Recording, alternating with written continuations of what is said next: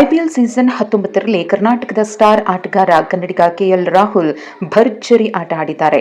ಹೌದು, ಇವತ್ತು ಡೆಲ್ಲಿ ಕ್ಯಾಪಿಟಲ್ಸ್ ಮತ್ತು ಪಂಜಾಬ್ ಕಿಂಗ್ಸ್ ನಡುವೆ ಪಂದ್ಯ ನಡೀತಾ ಇದೆ. ಈ ಪಂದ್ಯದಲ್ಲಿ ರಾಹುಲ್ ದಾಖಲೆಗಳನ್ನು ತಮ್ಮ ಹೆಸರಿಗೆ ಬರೆದುಕೊಂಡಿದ್ದಾರೆ.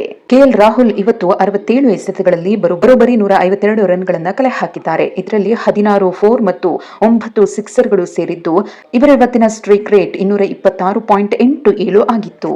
ಹಾಗಿದ್ರೆ ಕೆಎಲ್ ರಾಹುಲ್ ಬರೆದ ದಾಖಲೆಗಳನ್ನು ನೋಡೋದಾದ್ರೆ, ಡೆಲ್ಲಿ ಪರ ವೇಗವಾಗಿ ಶತಕ ಸಿಡಿಸಿದ ಬ್ಯಾಟರ್ ಆಗಿದ್ದಾರೆ.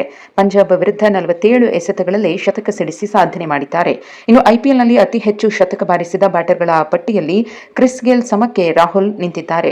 ಡೆಲ್ಲಿ ಪರ ಐಪಿಎಲ್ನಲ್ಲಿ ಅತಿ ಹೆಚ್ಚು ರನ್ ಬಾರಿಸಿದ ಆಟಗಾರನಾಗಿದ್ದಾರೆ. ಈ ಮೊದಲು ಈ ದಾಖಲೆ ರಿಷಬ್ ಪಂತ್ ಅವರ ಹೆಸರಿನಲ್ಲಿತ್ತು.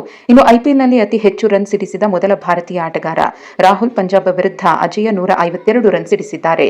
ಇನ್ನು ಟಿ20 ಕ್ರಿಕೆಟ್ನಲ್ಲಿ ಭಾರತೀಯ ಬ್ಯಾಟರ್ ದಾಖಲಿಸಿದ ದೊಡ್ಡ ಮೊತ್ತದ ರನ್ ಇದಾಗಿದೆ.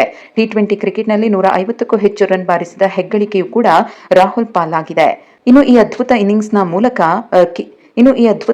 ಮೂಲಕ ಕೆಎಲ್ ರಾಹುಲ್ ಅವರು 357 ರನ್ಗಳನ್ನು ಈ ಸೀಸನ್ನಲ್ಲಿ ಕಲೆ ಹಾಕಿದ್ದು ಆರೆಂಜ್ ಕ್ಯಾಪ್ ಅನ್ನು ತಮ್ಮದಾಗಿಸಿಕೊಂಡಿದ್ದಾರೆ.